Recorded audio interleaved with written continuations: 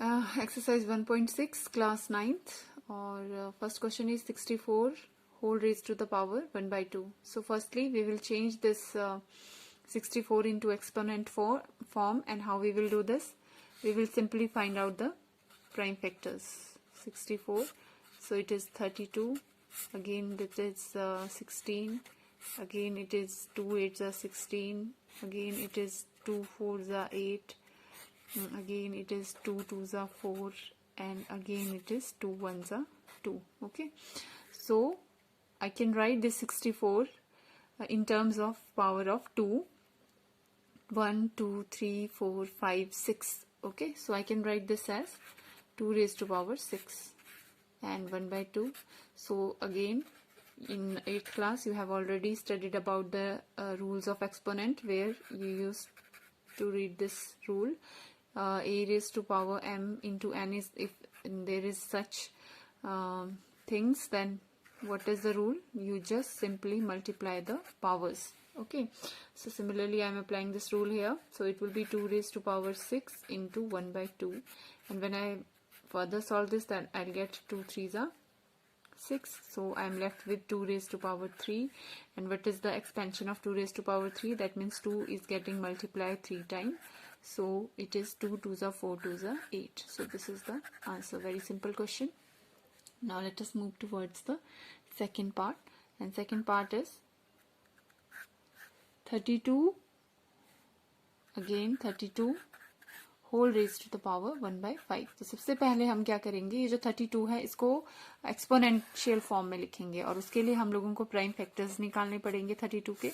तो फिर निकालेंगे हम फैक्टर्स. तो 2 16 होते हैं 32, फिर 2 8 ठीक है, और फिर 2 4 फिर से करेंगे 2 2 और फिर से करेंगे एक बार, सो 2 1 so how many.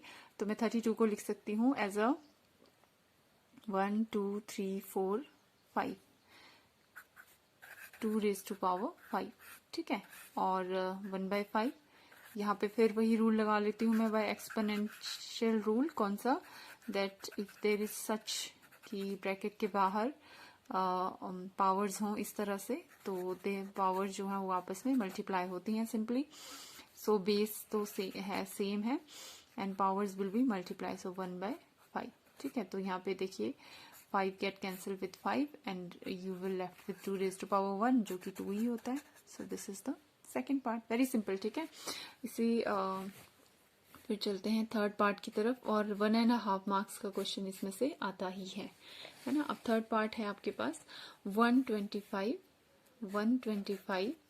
Okay raise to power 1 by 3.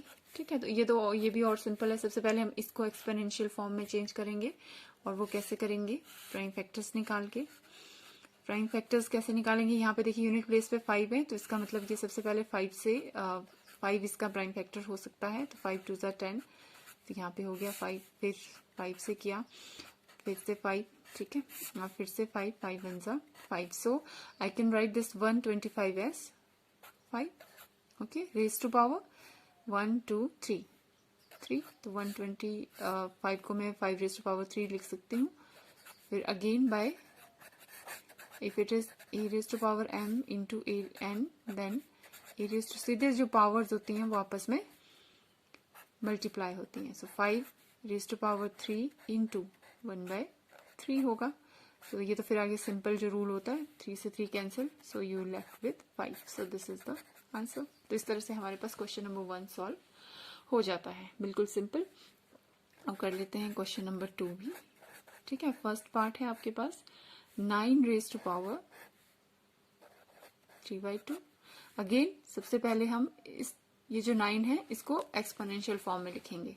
तो ये तो वेरी सिंपल है कि 9 की एक्सपोनेंशियल फॉर्म क्या होगी, 3 raise to power 9, because I can write 9 as 3 3s are 9 and whole raised to power 3 by 2. y again वही वाला rule, a raised to power m into n कितना होता है, a raised to power m into n, तो which is equal to 3 raised to power 2 into 3 by 2.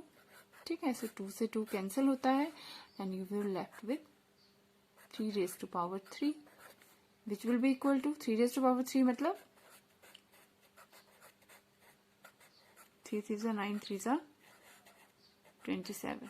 Okay, so this is the answer. Okay, चलिए करते हैं second part. और second part है 32 raised to the power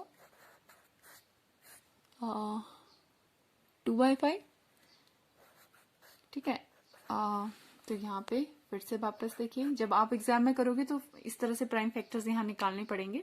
तो यहाँ पे हमने ऑलरेडी देखा है कि 32 को आपको तो निकालने ही पड़ेंगे, लेकिन यहाँ मैं नहीं कर रही फिर से क्योंकि मैं ऑलरेडी कर चुकी हूँ. तो यहाँ पे 32 can be written as 2 raised to power 1 2 3 4 5. ठीक है. तो यही सेम यहीं पे प्राइम फैक्टर्स बनाने ही पड़ेंगे आपको. लेकिन यहाँ पे मैं लिख सकती हूँ सिंपली, क्या 32 को मैं लिख सकती हूँ 2 raised to power 5. ठीक है. और ऊपर है 2/5. फिर से वही रूल चलेगा, कौन सा वाला, यही y this one. So I will get what 2 raised to power 5 into 2/5. ठीक है. This 5 get cancelled with 5 and we will left with 2 raised to power 2 which is equal to 2 into 2 which is equal to 4. So this is the answer. So let us do the third part, and third part is 16 raised to power 3/4. ठीक है. 16 raised to the power 3/4.